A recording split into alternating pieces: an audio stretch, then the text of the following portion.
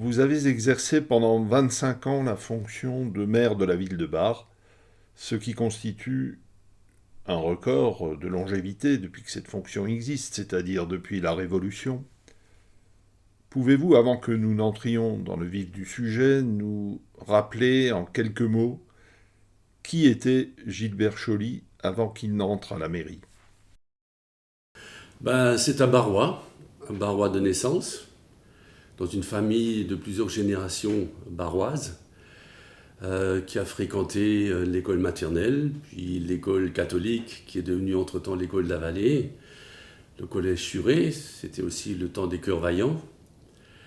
J'ai ensuite, je suis entré à Gaz de Bar, très jeune, comme apprenti, j'avais à l'époque 14 ans, je mesurais 1,48 m, je le répète souvent, et je lui restais toute ma vie, puisque j'ai quitté à 62 ans, ce qui m'a fait une carrière de 48 ans, ce qui est quand même relativement long dans le domaine d'activité. Puis j'ai fait mon armée dans l'infanterie, 23e régiment d'infanterie, d'abord à Metz, puis à Strasbourg. J'ai joué au basket, d'abord à Bar, ensuite à Guerdvillers. Pendant un petit bout de temps, j'ai joué à la S Cheminot de Strasbourg avec mes deux frères. Puis je suis revenu à Bar. J'ai repris le jeu. J'ai entraîné pendant un petit bout de temps une équipe de jeunes. J'ai intégré le comité de la C-Bar. Et puis par la suite même le comité du FC Bar à la demande d'un de mes amis. Voilà, c'est une vie tout à fait normale, commune, comme l'ont connu beaucoup d'autres Barrois comme moi. J'avais aussi la chance dans ma jeunesse, mon papa était projectionniste au cinéma Union de Bar, ce qui m'a permis de voir beaucoup de films, puisque je ne payais pas l'entrée. Donc c'était vraiment un avantage à l'époque intéressant. Voilà, j'ai découvert le cinéma très jeune, avec des films qui sont restés dans mon esprit, comme Le Cid, que j'ai dû regarder, je ne sais pas, une demi-douzaine de fois. Quelles étaient en 1995 vos motivations pour briguer ce mandat de maire? Et je crois qu'il faut remonter un peu plus tôt. Je crois qu'il faut remonter à 1989, voire un peu plus tôt. Déjà parce que j'étais toujours amoureux de ma ville. J'aime Bar, j'ai toujours aimé. C'est ma ville de naissance, ma ville de la jeunesse. Et je me suis toujours intéressé à la politique, qu'elle soit locale ou bien au-delà. J'ai toujours suivi les élections barroises depuis que j'étais tout jeune. Mais c'était peut-être pour ça aussi qu'en fin de compte, en 1989, j'ai été sollicité par Jean-Pierre Friedrich, qui était l'ancien adjoint du docteur Krieg, ce que j'ai accepté. J'ai accepté pour beaucoup de raisons, parce que j'estimais que Bar n'avait pas l'image que je souhaitais qu'elle ait. Elle avait une notoriété qui ne me plaisait pas. On parlait de Bar Turqueville à l'époque. Je trouvais que les équipements sportifs et culturels n'étaient pas beaucoup développés, qu'on en manquait, que le commerce déjà à l'époque avait pas mal de problèmes. Un certain nombre de choses qui m'incitaient à m'engager. Je me suis donc engagé sur cette liste, j'étais en 9e position, et on a perdu. Et on a perdu de façon assez difficile, puisqu'on n'a fait que 26% des voix, il me semble. Et donc je l'ai relativement mal vécu. Ce qui fait que je m'étais dit à l'époque, plus jamais je m'engagerai sur une liste si je n'ai pas de quoi impacter. Voilà, je retournerai peut-être un jour pour figurer sur une liste, mais à condition que j'ai mon mot à dire. Et par contre, après cette sélection, on était un petit groupe à continuer à se réunir, animé d'ailleurs par Gilbert Lagnière. On se revoyait de temps en temps pour voir l'évolution de la ville. J'ai quitté ce groupe en 1994 pour un certain nombre de raisons. Et le hasard a voulu qu'en 1995, au mois d'avril, c'est-à-dire 2 mois avant les élections de 1995, Gilbert Lagnière est venu me voir pour me proposer de mener une liste aux élections de cette année-là. Et là, j'ai bien sûr réfléchi parce que je me dis, bon, il y avait quand même un jeune maire qui était en place, c'était son premier mandat, il a fait du boulot, voilà, que ce serait relativement difficile. Et je me suis souvenu aussi de quelqu'un qui m'a dit un jour, la vie, c'est comme une gare. Il y a des trains qui passent, il y a des trains importants qui passent, des fois ils s'arrêtent dans la gare, des fois ils ne s'arrêtent pas, mais il faut y être quand ils s'arrêtent, et après il faut avoir le courage d'y monter. Je me suis dit, je vais prendre mon courage à 2 mains et je vais monter dans ce train. Et c'est ce qui m'a amené à mener cette liste en 1995 avec Gilbert Lagnière et puis tous les coéquipiers de l'époque. C'était bref comme temps qui nous restait, puisque les élections avaient lieu au mois de juin, on était au mois d'avril. Donc on avait 2 mois pour faire campagne, pour se faire connaître. On a fait une campagne éclair, on a fait des réunions, ce qu'on appelait à l'époque des réunions tout ouvert, on a fait des réunions de quartier. Et on a d'ailleurs, c'est une anecdote qui me revient souvent et qui me procure pas mal d'émotions, on avait fini le samedi précédent, donc 8 jours avant les élections, on avait fait un tour dans la résidence de la seigneurie, à plusieurs étages. Et le soir, vers 18h, on est arrivé au 4e étage du dernier immeuble, et on est arrivé devant la porte d'un certain monsieur Reinhardt. Puis on nous avait dit, c'est pas la peine d'aller le voir parce que de toute façon il ne votera pas pour vous.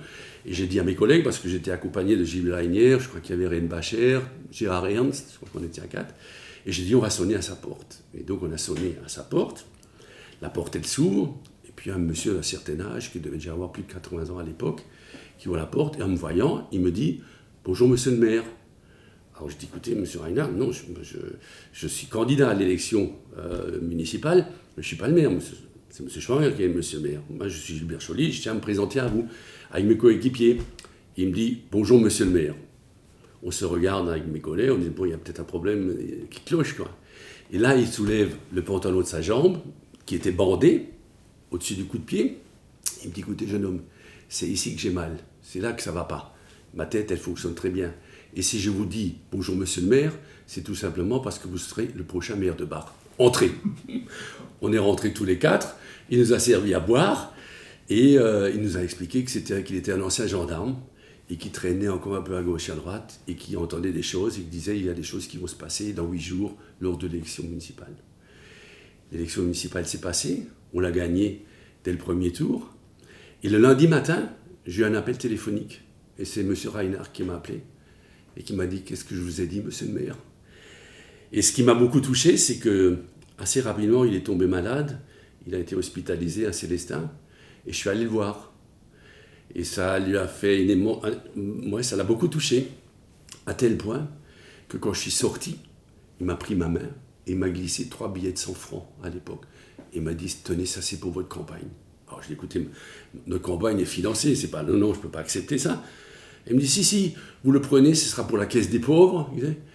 Et ce sera d'autant qu'on n'aura pas mon fils, parce que lui n'est pas venu me voir. Voilà, c'est une anecdote qui m'a beaucoup touché, qui m'est restée, et ouais, qui m'a marqué, et que j'aime bien la raconter, parce que ce monsieur reste dans ma tête. Voilà, donc voilà ce qui m'a entraîné dans cette vie publique de maire à partir de 1995.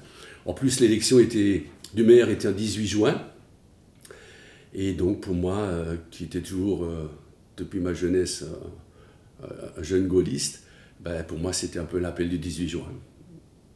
Quelles sont pour vous les grandes étapes qui ont marqué ces 25 années et qui permettraient de mieux comprendre le bilan global de votre action? Je crois que les étapes sont relativement nombreuses, mais c'est sûr qu'il y en a quelques-unes qui vous marquent davantage. Il y a bien sûr eu les élections municipales. On a parlé tout à l'heure de celle de 1995, mais il y a eu ensuite celle de 2001, de 2008, de 2014. Ce sont chaque fois des moments forts dans la vie d'un maire qui espère bien sûr toujours être réélu, sinon il ne se représenterait pas. Mais il y a eu d'autres événements qui ont marqué ma vie de maire indirectement. C'était mon élection en 1998 comme vice-président de la région Alsace, où j'ai exercé 3 mandats de vice-président. 2 mandats avec Adrian Zeller, puis un mandat avec Philippe Richert, qui m'ont confié des responsabilités relativement importantes, puisque pendant 6 ans, j'ai exercé la mission de président du comité régional du tourisme. Donc je m'occupais de la promotion quasi mondiale touristique de notre région Alsace à l'époque. Le deuxième mandat, Adrian Zeller m'a demandé de présider la commission de l'agriculture et de l'environnement, puisqu'il était quand même un peu antagoniste, et qu'il fallait réunir des acteurs qui étaient quand même à l'époque bien opposés. Ça s'est plutôt bien passé. Et puis le dernier mandat que j'ai particulièrement apprécié, où je me suis occupé de développement et d'aménagement de territoire, comme président de la commission à la demande de Philippe Richert. Ce qui m'a aussi permis de voir le fonctionnement des grandes collectivités. J'ai eu beaucoup de relations avec le département. Ce qui m'a permis d'être à la source de beaucoup d'informations, notamment lorsqu'il s'agissait de rechercher des subventions. Quand on est à la source, c'est quand même un peu plus facile, quand on a des informations, quand on sait comment faire. C'est un plus pour un maire. Et puis il y a eu mes missions à la communauté de communes, que nous avons créée tout de suite en 1er janvier 1996 avec Alfred Becker. D'abord sur notre territoire des 13 communes, la communauté de communes du Piémont de Bar, où j'étais donc vice-président d'Alfred Becker pendant 3 mandats. D'abord de Jean-Pierre Friedrich, d'Alfred Becker, et le dernier mandat, 2014, où j'étais élu président de la communauté de communes. Là aussi, un rôle important pour la ville de Bar, à partir du territoire, puisque nous avons pu mettre en place quand même une coopération efficace au niveau de nos communes, et puis aussi créer un climat de sérénité, même d'amitié, je dirais, entre l'ensemble des maires, et notamment après la fusion avec la communauté de communes voisine, qui était celle du Bernstein et de Lungersberg, qui est aujourd'hui la communauté commune du Pays de Bar, où les choses se sont quand même vraiment bien passées, on a pu monter quand même un certain nombre de beaux projets. Voilà, des événements qui ont marqué ma vie de maire, mais il y en a d'autres qui m'ont marqué plus particulièrement dans mes missions. C'était bien sûr, pour ceux qui s'en rappellent, les explosions de décembre 2001. C'était notamment 3 mois après le 11 septembre de New York. Des explosions qui ont eu lieu à différents endroits. C'était d'abord le kiosque sur les hauteurs de Bar. C'était ensuite un explosif qui a été posé dans la cabine téléphonique jouxtant l'office de tourisme sous l'hôtel de ville. Il y a ensuite une 3e bombe qui a été posée devant un transformateur chemin des Seigneurs. Et ensuite la 4e en contrebas de la salle des fêtes, qui était la plus forte et celle qui a fait le plus de dégâts et qui a occasionné notamment 7 blessés. Ça a créé un branle-bas de combat incroyable, puisqu'il y a 150 gendarmes qui ont été mobilisés, des gendarmes mobiles pour sécuriser la ville de Bar, avec un général, un hélicoptère, le procureur qui s'était rendu sur place. Une tension au niveau de la ville, notamment quand on a su que le jeune qui avait posé ces explosifs était d'origine étrangère, d'origine turque. J'avais donc demandé à l'époque à la communauté turque de se désolidariser de cet acte, ce qu'ils ont fait lors d'une séance exceptionnelle du conseil municipal. Et un moment aussi qui m'a beaucoup marqué, c'est lorsque, dans les jours suivants, il y a eu les vœux du maire, ils sont venus me remettre un bouquet de fleurs. Et c'était particulièrement émouvant. Voilà, après, il y a eu d'autres événements aussi. Je me souviens notamment, j'ai été amené à prendre un arrêté anti-bruit, parce que beaucoup de gens se plaignaient de mobylettes qui circulaient pendant la nuit à Bar, qui faisaient beaucoup de bruit. Et donc, sur les conseils de la gendarmerie, j'ai pris un arrêté qui interdisait la circulation des 2 roues à moteur entre 22h et 6h du matin, mais uniquement sur 23 rues du centre ancien. Ça donnait pleine satisfaction à mes concitoyens. Par contre, ça gênait beaucoup d'autres personnes, notamment les médias. J'ai eu droit à des interviews sur toutes les chaînes nationales, une intervention au niveau de l'émission Automoto. Et je me souviens toujours d'une personne qui m'a un peu sauvé. C'est lorsque TF1, je crois que c'était TF1, a interviewé une personne à Bar, et c'était le curé Leub. C'était le prêtre qui était en poste à Bar à l'église catholique, qu'ils ont interviewé. Et M. Leub est une personne qui parlait souvent les yeux fermés. Et quand ils l'ont interviewé, ils lui ont demandé « Est-ce que vous n'estimez pas que l'arrêté de M. le maire est une atteinte à la liberté individuelle, à la liberté de circuler ?» Et le curé Leub, avec les yeux fermés, il a dit « Mais monsieur, vous ne pensez pas que réveiller des centaines de personnes la nuit qui sont obligées de se lever le matin à 6 heures pour aller travailler, vous ne pensez pas que c'est plutôt ça, une atteinte à la liberté ?» Et voilà, et donc les choses se sont retournées favorablement. Énormément de maires m'ont écrit par la suite pour me demander une copie de cet arrêté, qui par la suite a été arrêté, mais bon, il devait simplement supprimer ce phénomène de nuisance. Et ça a été le cas. Et puis, bien sûr, des événements peut-être beaucoup plus joyeux, c'était quand on a accueilli Pierre Flimelin, l'ancien président du conseil à Bar. C'est quand même une personnalité remarquable. Je me souviens notamment, on l'avait accueilli au lycée de Bar. C'était à l'époque, je crois, avec Marie-Paul Fleischmann. Et il devait faire une intervention devant les classes de terminale. Et lorsqu'il arrive devant le pupitre, devant le bureau qu'on avait préparé, il dit « Mon Dieu, j'ai oublié ma sacoche où j'ai tous mes documents que j'ai préparés pour cette intervention. Cherchez mon chauffeur pour qu'il me rappelle ma serviette. » Mais entre-temps, je vais quand même commencer. Il a commencé à parler, il devait être 10h15. Son chauffeur est arrivé, a déposé la serviette sur le bureau. Il ne l'a jamais ouverte. Il a parlé pendant 2 heures de façon magistrale. Voilà, c'est quelque chose qui vous marque. Puis il y a eu la visite de Simone Veil. Et puis on a aussi accueilli, dans le cadre des Noélie, je crois que c'était, Sœur Emmanuel. Alors Sœur Emmanuel, malgré son âge, quel phénomène, quoi. On lui a préparé un beau fauteuil, un siège, dans le complexe sportif, dans la salle Gunther, donc c'est une salle immense. Elle a dit non, moi je ne suis pas bien dans ce fauteuil-là, je suis beaucoup trop petite, ramenez-moi une table. On lui a ramené une table, elle s'est assise sur la table, et puis elle a parlé là devant tout le monde, assise sur la table, quoi. À son âge, c'était quand même aussi un souvenir assez sympathique. Voilà, donc c'est quelques anecdotes qui me sont revenues et que je pensais qui vous marquent tout simplement. 4 mandats, ce sont autant d'équipes de femmes et d'hommes, élus et fonctionnaires, à vos côtés.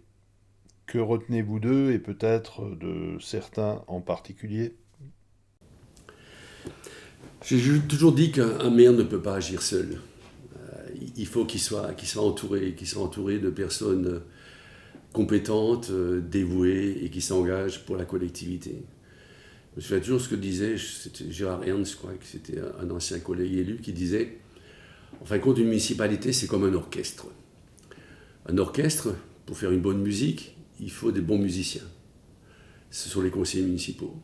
Ensuite, il faut quelques solistes, ce sont les adjoints.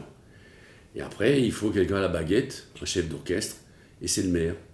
Et le maire, il doit mettre tout cela en musique, il doit donner une harmonie, il doit mettre ça en cohérence. Et lorsque ces éléments sont rassemblés, on fait de la bonne musique. Et moi, j'ai eu de la chance d'être entouré de beaucoup de bonnes personnes. Je ne pourrais pas les nommer tous, parce que ce serait trop long. Il y en a quand même eu quelques-uns, notamment, je pense bien sûr à mes collègues adjoints depuis 1995, où malheureusement, certains ne sont plus parmi nous. Mais j'ai vraiment eu cette chance d'être entouré d'amis qui m'ont épaulé. Je crois qu'on a fait un bon groupe de travail, de cohésion. Et je ne pourrais malheureusement pas les citer tous, mais si je devais en citer un, ce serait bien sûr Gilbert Regnier, qui était mon premier adjoint pendant ces 25 ans, qui était un homme loyal, dévoué, avec d'énormes compétences. Et des compétences notamment en matière d'urbanisme, puisque c'est lui qui a piloté déjà dès notre élection le premier plan d'occupation des sols, et qui par la suite s'est aussi occupé au niveau de la communauté commune du plan local d'urbanisme intercommunal. Et puis, il y a les élus, et puis il y a les collaborateurs de la mairie, qu'on appelle les fonctionnaires. Et là aussi, on a eu de la chance d'avoir des éléments assez remarquables. Si je devais en citer un, bien sûr, ce serait Pierre Schmitt, le directeur général des services, qui m'a accompagné pendant plus de 20 ans en tant que directeur général des services. Et lui aussi, qui a été toujours d'une fidélité et d'une loyauté que j'ai énormément appréciée. Puis, je citerai bien sûr les deux agents qui étaient mes plus proches, c'était Claudine Metz et Dominique Bernard, les assistantes, et qui, elles, m'ont supporté pendant quasiment 25 ans. Donc voilà, j'ai toujours une pensée pour tous ces agents, mais pour ces personnes-là en particulier. Dans le bilan global de vos mandats, quelle est selon vous la plus belle empreinte que vous avez laissée ? J'espère en avoir laissé plusieurs. Je ne crois pas que je puisse parler d'une seule empreinte en 25 ans. Il y en a certaines, bien sûr, qui sont plus fortes que d'autres. Et si je devais en citer quelques-unes, je commencerais peut-être par les comptes publics de la ville. Il faut quand même rappeler que lorsque nous sommes arrivés aux affaires en 1995, la ville de Bar avait 32 millions de francs de dette, ce qui veut dire c'est 5 millions d'euros d'aujourd'hui, mais en francs de l'époque, donc que je n'ai pas réactualisé. Et quand je suis parti, nous avons laissé à nos successeurs 5 millions d'euros d'excédent. Donc on peut constater le chemin parcouru entre les deux, sachant que par ailleurs, on a investi pendant ces 25 ans un peu plus de 75 millions d'euros. Ce qui fait, si on divise par 25, 3 millions d'euros par an en moyenne. Bien sûr, avec des aides extérieures des collectivités de l'État. Mais 3 millions d'euros d'investissement en moyenne par an, pour une commune comme Bar, c'est énorme. Et bien sûr, parmi ces investissements, si je devais en citer quelques-uns, je parlerai de la rénovation du cœur historique de Bar. C'était notre premier chantier, grand chantier. C'était important parce que ça perturbait beaucoup la vie locale. On a quand même empêché de circuler dans un certain nombre de rues, mais en même temps, on voulait faire des travaux de qualité. On s'était entouré de bons architectes. Voilà, après, il y a toujours de quoi critiquer, mais nous sommes quand même relativement fiers de cette réalisation. Et tout ce programme de rénovation de centre-ville s'est complété par un programme important de rénovation des voiries. Il me semble que pendant ces 25 ans, on a rénové la moitié de toute la voirie de la ville de Bar. 47 rues, routes, chemins. On a rénové 7 places publiques. On a aménagé ou créé 15 parkings. C'est quelque chose d'énorme, même si c'est étalé sur 25 ans.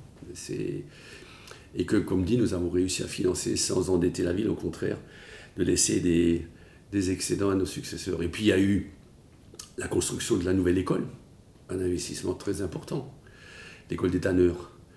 Et puis il y a eu les accueils périscolaires qui se sont joints à cela. Nous avons transformé l'ancien collège où j'ai usé mes fonds de culotte à l'époque, qu'on a transformé en médiathèque. Une médiathèque que certains disent la plus belle en dehors des grandes villes. C'est vrai que c'est quelque chose d'exceptionnel. Et puis, je suis d'autant plus fier d'avoir réussi à trouver un financement extérieur qui a couvert 80% du coût des travaux. C'est-à-dire, n'est resté à la charge de la ville de Bar que 20% du coût définitif de cet aménagement, qui était quand même relativement élevé. Et puis, nous avons aussi créé le pôle technique, puisque nous n'avions que des ateliers municipaux, mais qui étaient relativement restreints, qui laissaient peu de possibilités aux équipes techniques. Et donc, en créant ce pôle technique dans la zone d'activité, nous avons donné un outil de travail relativement performant à nos services techniques. Puis, il y a eu aussi le pôle jeunesse solidarité, que nous avons créé rue des Tanneurs, parce que nous manquions aussi d'équipements pour répondre d'une part à la demande de la jeunesse, pour faire face à la demande de la jeunesse, et aussi au niveau social, puisque nous avons aménagé 2 locaux qui ont été destinés d'une part à l'association Bar Entraide et d'autre part à la Croix-Rouge locale. Voilà, donc ce sont un certain nombre de réalisations que j'aime rappeler, parce que cela représente beaucoup de travail. Et pas que pour le maire, mais aussi pour les services, et notamment pour mes adjoints.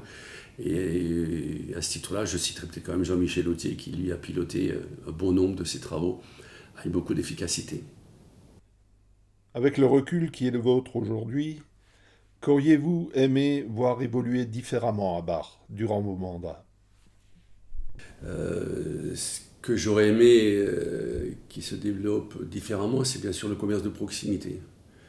Nous avons essayé de faire beaucoup de choses. On a mis en place quand même un FISAC, un fonds d'intervention pour le commerce local. On a mis en place une OCM, une opération collective de modernisation du commerce, en mettant en place des dispositifs d'aide aux commerçants pour qu'ils puissent se développer, créer de nouveaux arrangements de vitrines, etc. Il n'y a pas toujours eu le succès escompté. Mais c'est quelque chose qui est difficile parce qu'il y a de la concurrence. Il y a bien sûr la concurrence des supermarchés, des grandes surfaces, mais il y a aussi de plus en plus le commerce, l'e-commerce. Le commerce par correspondance, où on passe ses commandes à 2h du matin et puis on est livré 2 jours après. C'est un concurrent énorme pour le commerce de proximité. Mais néanmoins, je crois qu'il faut y croire. Et les premiers qui doivent y croire, ce sont les commerçants. C'est pour ça que j'ai toujours souhaité qu'ils se regroupent de façon importante pour que nous ayons, nous, au niveau de la municipalité, des interlocuteurs. Parce que nous étions prêts à mettre en place des moyens, à mettre à disposition des moyens compris financiers pour les aider. J'avais notamment débloqué un budget de 30 000 € par an pour les commerçants, d'une part pour se faire assister par un secrétariat, mais d'autre part aussi pour les aider à monter des opérations de promotion. Mais ce que je disais, c'est qu'on ne montera pas les opérations de promotion à votre place. C'est à vous de les monter, mais nous vous y aiderons. Malheureusement, ça n'a pas toujours été le cas. Ça n'a pas pu se faire comme on aurait le souhaité.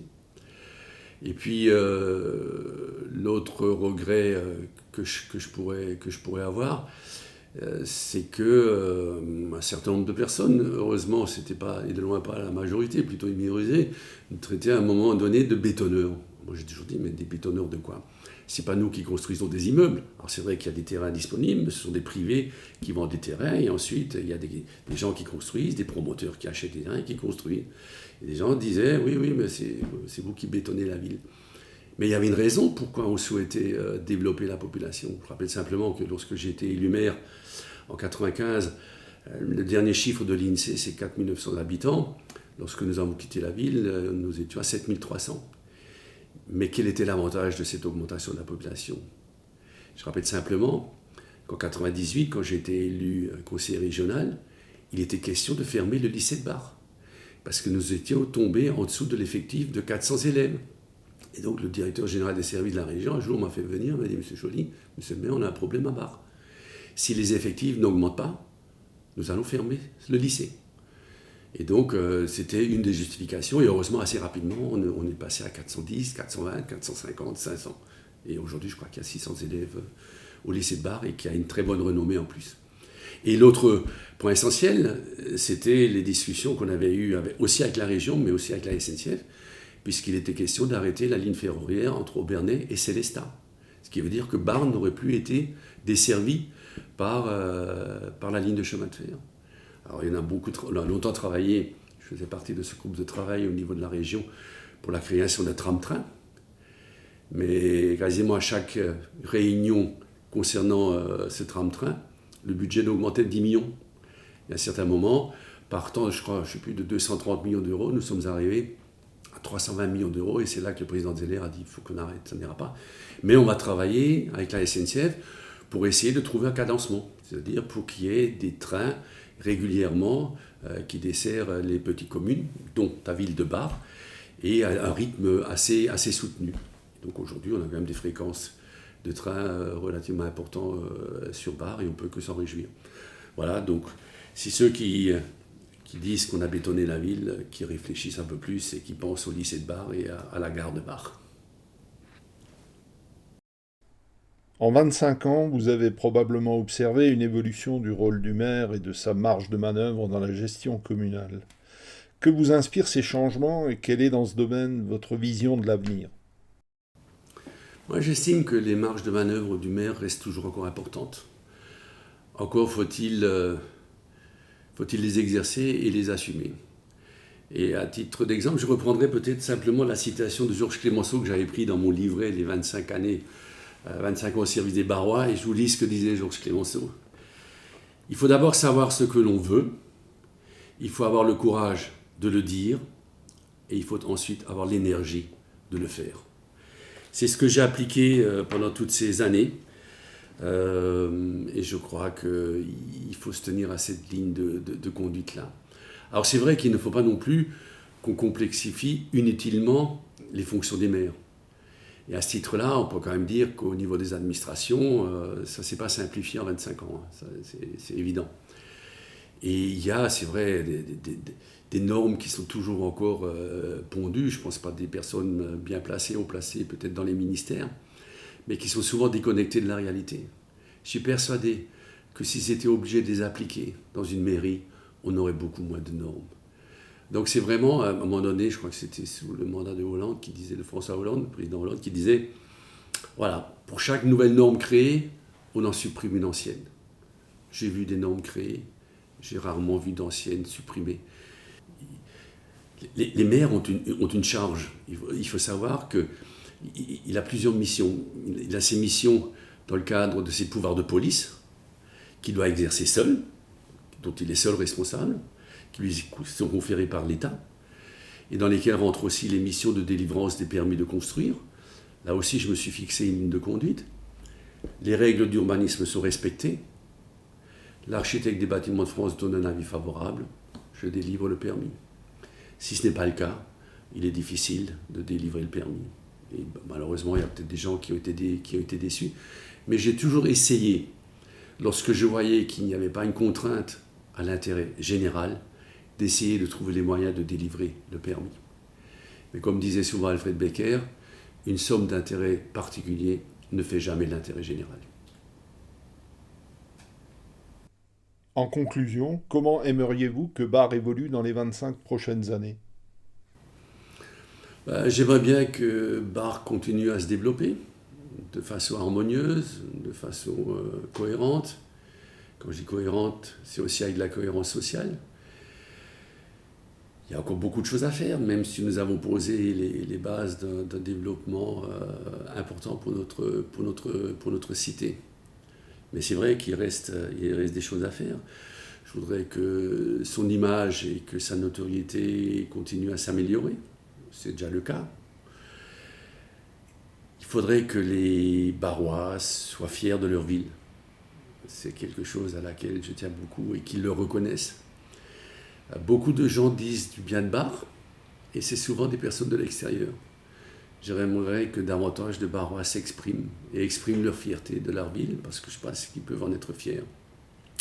Et puis il y a un point en particulier auquel j'étais très attaché lorsque un jour j'étais approché par Jean-Christophe Muller, qui est le patron des tanneries à Eschhofen, et des représentants de Chanel, quand ils nous ont proposé de reprendre le site des tanneries d'Egemann le jour où la tannerie d'Egemann aurait déménagé dans une nouvelle tannerie à créer à Eschhofen. C'est un projet important parce que ça représente presque 1 hectare en plein centre-ville. Et nous y avons beaucoup réfléchi en fin de mandat, le dernier mandat. Malheureusement, ça s'est arrêté avec la fin du mandat. Mais j'aimerais qu'on trouve vraiment une affectation, comme on les avait évoquées à l'époque, des affectations peut-être un peu diversifiées et qui soit vraiment à partir de cette tannerie un phare pour Bar. Je pense toujours à la cheminée, je ne suis pas sûr qu'elle pourra rester. C'est la dernière cheminée des tanneries barroises en place. J'aurais peut-être imaginé que ça devienne un jour le phare de notre ville. Merci Gilbert de nous avoir consacré un peu de ton temps. Je suis convaincu que ton témoignage sera apprécié de tous ceux qui te connaissent et peut-être même des générations à venir qui voudront en savoir un peu plus sur quelqu'un qui a consacré une grande partie de sa vie au service des Barrois. Si je devais dire quelques mots sur la vie d'un maire, je dirais que c'est une mission quand même qui est relativement difficile, qui est très prenante, au détriment de beaucoup de choses. Je dis tout à l'heure que je pouvais aller beaucoup au cinéma quand j'étais jeune, dans ma jeunesse. Pendant mes 25 ans de maire, j'étais très peu au cinéma. J'ai très peu regardé la télévision. Je n'ai pas eu le temps de lire beaucoup de livres, à part les documents que m'envoyait la préfecture, les services de l'État, les autres collectivités, pour me tenir à jour de tout ce qui se passait au niveau de la vie municipale. Beaucoup de travail aussi. Hein. Je disais souvent, voilà, c'est 35 heures, hein, mais c'est 35 heures 2 fois par semaine, au moins. Et c'est une mission qu'il faut exercer avec passion. Je crois que si on n'a pas la passion, c'est très difficile d'être maire. Voilà, c'est la passion qui m'a poussé pendant toutes ces années. Je pense que le jour où la passion n'est plus présente ou s'atténue, je crois il est temps de s'arrêter. C'est ce que j'ai décidé il y a 2 ans, en 2020, lorsque je ne me suis plus représenté aux élections municipales. Laisser la place aux jeunes, laisser la place aux autres. Je crois que c'est aussi un choix politique, ça. Et aujourd'hui, j'en suis plutôt heureux. J'ai énormément de témoignages, peut-être même des témoignages de gens qui ne sont pas exprimés auparavant, mais pour me remercier de ce qu'on a fait pour cette ville de Bar. Donc je crois qu'avec mes collègues élus, nous pouvons être fiers de ce que nous avons réalisé pendant ces 25 années au service de nos Barrois. Il y a eu des mauvais moments, mais il y a eu aussi de bons moments. Et il ne faut pas que les mauvais effacent les bons. Es ist nicht einfach ich spüre die Momente, ich will nicht die Momente, aber die Hauptsache ist, dass die guten Momente bleiben in unserem Kopf.